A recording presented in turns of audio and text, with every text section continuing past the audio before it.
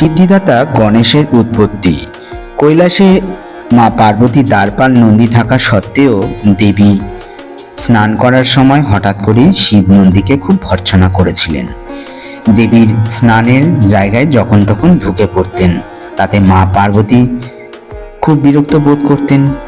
তা সেটা ভেবেই চিন্তা করে দেবী মা পার্বতী একদিন স্নান করার পর পাকে পড়ে থাকা নিজের গাত্রমল দিয়ে সর্বাঙ্গ সুন্দর দিব্য এক শিশু বালক তৈরি করেছিলেন। এই শিশু বালককে পার্বতী মা তার দ্বারপাল হিসাবে নিযুক্ত করেন।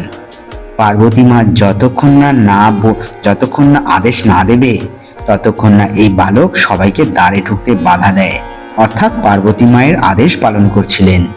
এমনকি বাবা মহাদেব অর্থাৎ তার স্বামীকেও। তখন বাবা মহাদেব অর্থাৎ শিব ক্রুদ্ধ হয়ে সেই বালকের শিরচ্ছেদ করেছিলেন।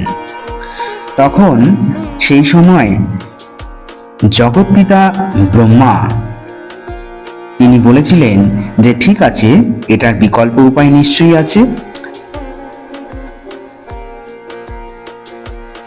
এমন একজনের মাথা দরকার যার মা তার দিকে মুখ করে ঘুমিয়ে নেই, উল্টো দিকে মুখ করে ঘুমিয়ে আছে।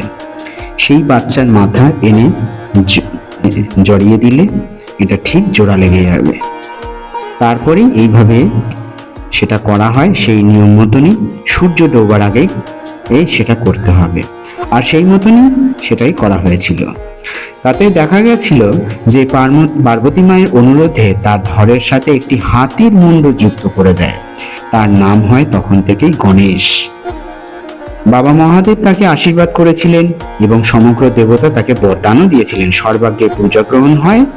বলুন গণপতি বাপ্পা মোরিয়া, মঙ্গল।